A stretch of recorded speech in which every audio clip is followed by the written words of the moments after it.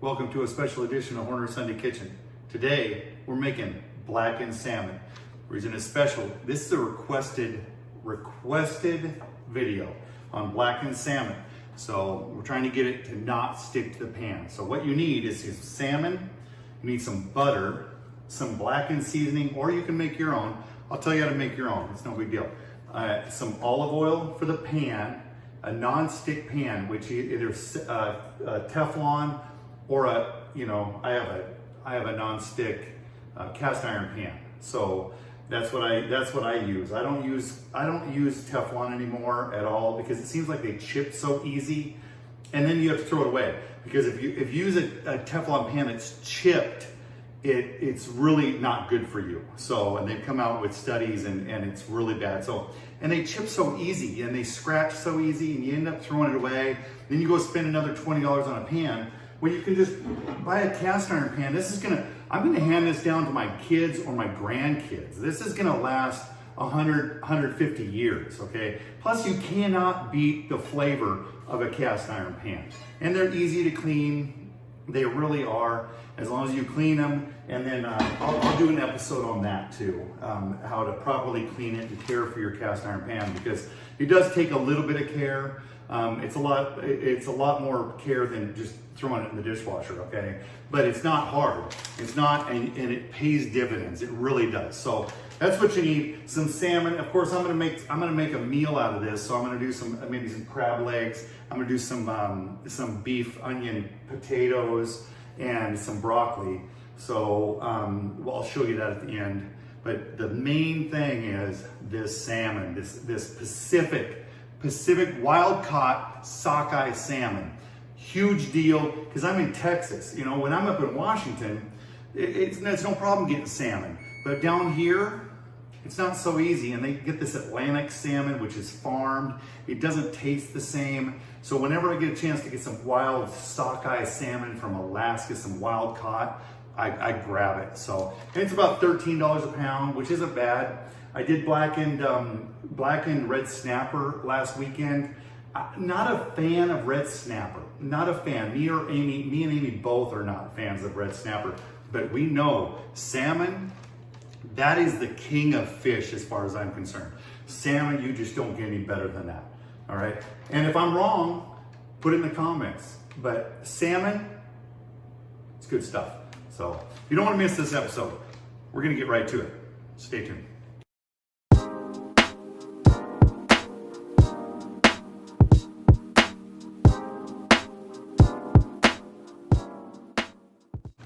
First thing I'm going to do is I'm going to cut it into fillet pieces like this, because you're not going to throw that on a plate.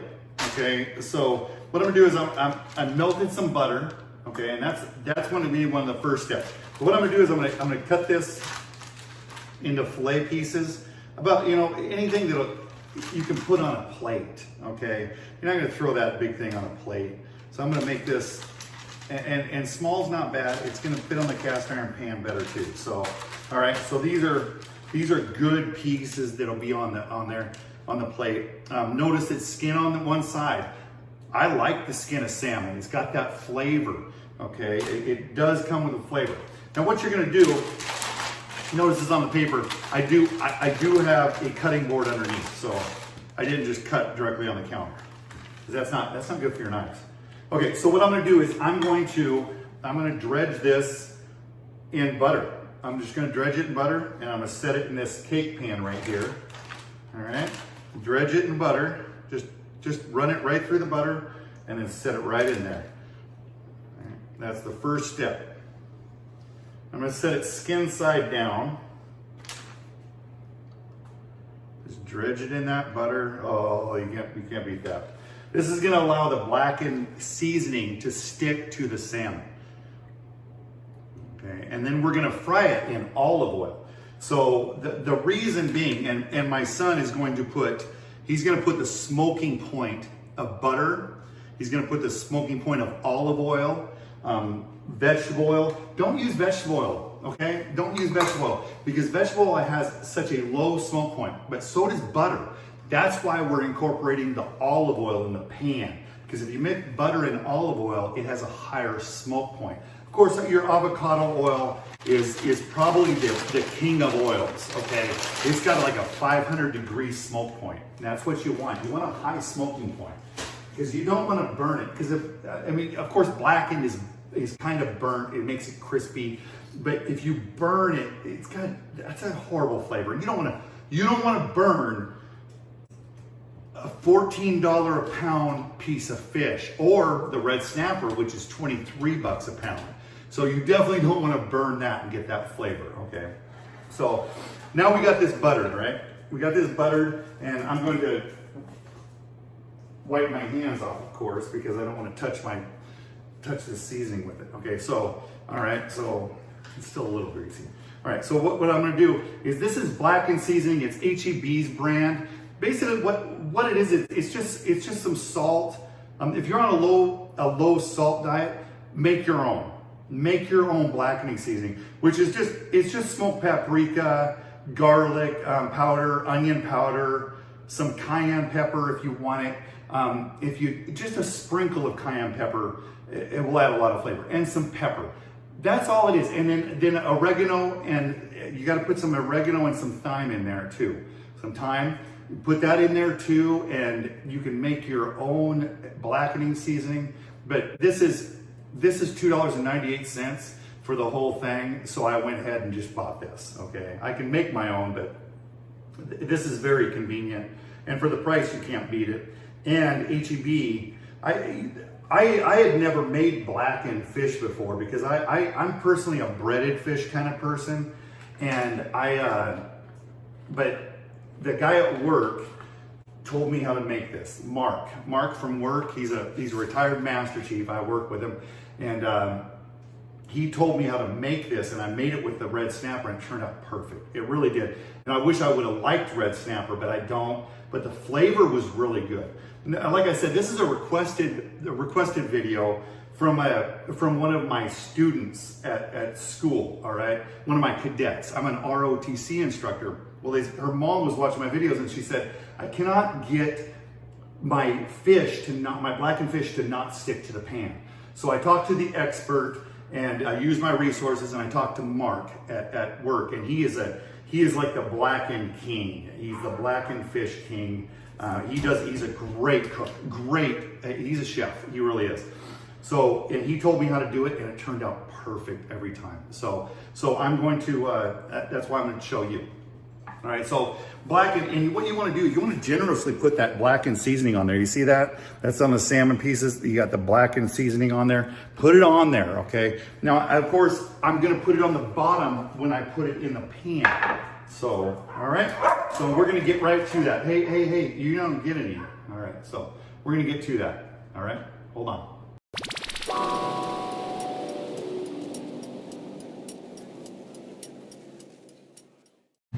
All right, as you can see, I generously coated my pan with some olive oil. And now what I'm gonna do is I'm gonna pick out these, and I'm gonna put them, the blackened seasoning side down. Okay, the skin's up. Okay, so what I'm gonna do, and it's see it coated in butter, just coated in butter. So you're gonna leave that in the pan for 4 to 5 minutes. Okay, so it's 5:03 right now. So at 5:07, I'm gonna flip that thing. So while this is right here, I'm gonna add my blackened seasoning to this side.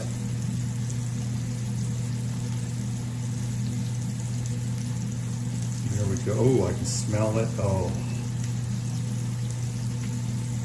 There we go. Just let that cook in there. All right.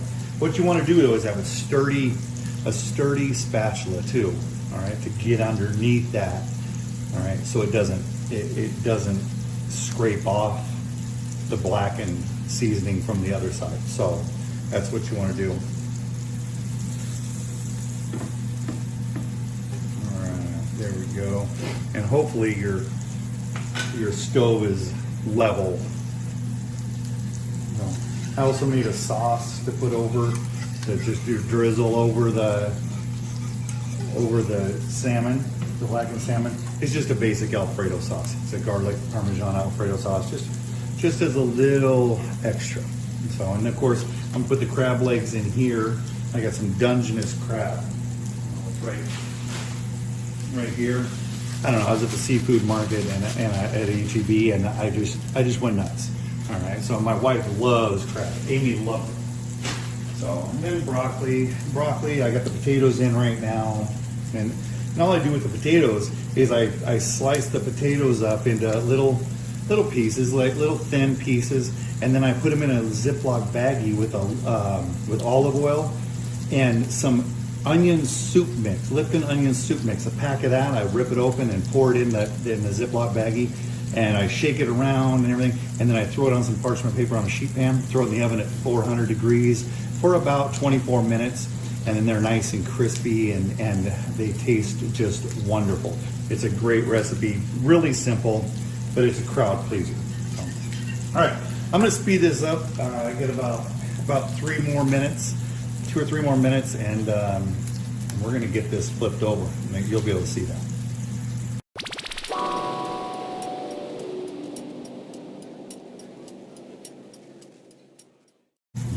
All right, it's been about 4 minutes. What we're gonna do is we're gonna get this and flip it over.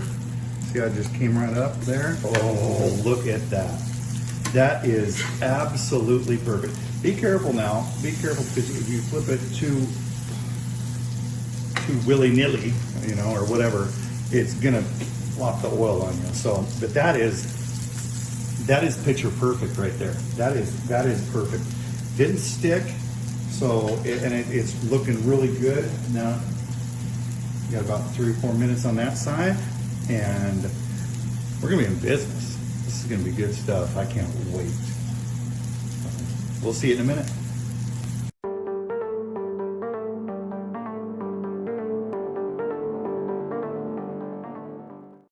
Okay, we can take this off now. Look at that. That just doesn't stick at all. There you go. Yeah, the key is so, you know, marinate it in butter. Let the butter, you know, get kind of hard, and then olive oil. That's what the key is. So, and a good non-stick pan, of course. A good cast iron pan for that flavor. You just can't beat it. It's awesome. So, all right. Next is the tasting.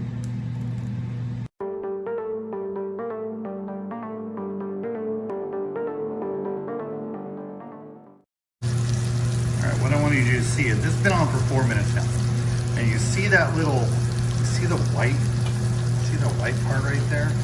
It's time to flip that. So that's how you know. About 4 minutes on each side is absolutely perfect for that kind of fillet, and it's about 1 inch, 3/4 of an inch to 1 inch thick. So about 4 minutes on each side.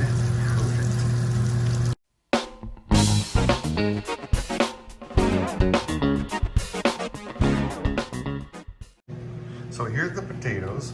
I'm gonna put them on the sheet pan with some parchment paper, and as you can see, they're nice and soft at 24 minutes. And then I have the broccoli that I put in here with some butter. You gotta put some butter in there, some salt and pepper, some kosher salt and pepper, and then just stir it up. Here's all the blackened salmon, and then the Alfredo sauce to put over it, and then of course, just the finishing touch to the meal, and get the lid off, is right there. The Dungenous crab legs, because once in a while, you just gotta spoil the wife. So, all that done in about, I would say about 45 minutes of cook time, because the potatoes take 24. So, I'd say all together, probably about 40 to 45 minutes. And all that done, now it's time to assemble the plates and serve.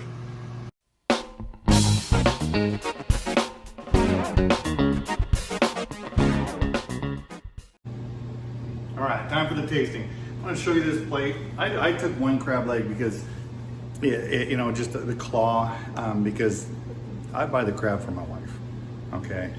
Here's the salmon, the blackened salmon with a little Alfredo sauce over it, a little broccoli. I might throw some Alfredo sauce on the broccoli, that'll be really good. And then the potatoes right here. But that is a great meal right there. It took 45 minutes. Of course, it is kind of spendy. So we only do this once in a while because the crab legs and the salmon, it ran probably around, I'd say around $35. But if you're going to go out and get salmon and crab and a broccoli and a meal, you're going to pay. You're probably going to pay $100. So, and we have leftover salmon here. Some more salmon for my brother-in-law, and in case I want some more, then it's good to go, you know. But like I said, salmon, you can't beat salmon. To me, salmon is the king of fish. Salmon, you just can't beat the flavor. You can't. It's just wonderful. And then of course I got some Dungeness crab, because we used to go Dungeness crabbing up in Washington State at Whidbey Island when we were stationed up there. So it was really fun. And it's a really great crab. So, all right, time for the tasting. Blackened salmon, okay? So blackened salmon, and you don't want to overdo it. You want to do it about 3 or 4 minutes on each side. Oh, can't believe that. Wow. That is absolutely amazing. And of course, the crab legs are going to be amazing. Boil the crab for about 12 minutes. I boiled it or steam it for about 12 minutes. The potatoes I put in at 410 degrees for about 24 minutes with some onion soup mix from Lipton on it. And then of course the blackened salmon, you dredge it in butter, okay? And then you use the blackened seasoning from HEB or any blackened seasoning that you prefer. And look up how to do a blackened seasoning: paprika, garlic powder, onion powder, some oregano, some thyme, and some, of course, garlic. But it's really good. And some cayenne pepper if you like it a little bit of spicy. Cut back on the salt if you're on a low salt diet. But other than that, you add some kosher salt to it. It's just wonderful. And then the broccoli, of course. I do have some fresh broccoli in there, but I use the frozen in a steamable bag from Costco. I threw it in the microwave for 4 or 5 minutes. Can't beat that. Of course, that's probably what they do at restaurants anyways. It's not like they're cutting back, they're cutting up broccoli and steaming it for you. You know, they're throwing it in a bag and everything too. So, but that's it for Horner's Sunday Kitchen. Remember, olive oil, but after you dredge it in butter and let it sit for a little bit to harden the butter around it, and you put it right on that hot pan. Make sure it's a hot pan, and it should sizzle when you put it on. That's the key right there. And then generously put some olive oil. You're not going to deep fry it, but generously put olive oil on the pan, the non-stick pan, and you shouldn't have a problem with it sticking at all. Mine didn't stick at all. Of course, a properly seasoned cast iron pan is also a key.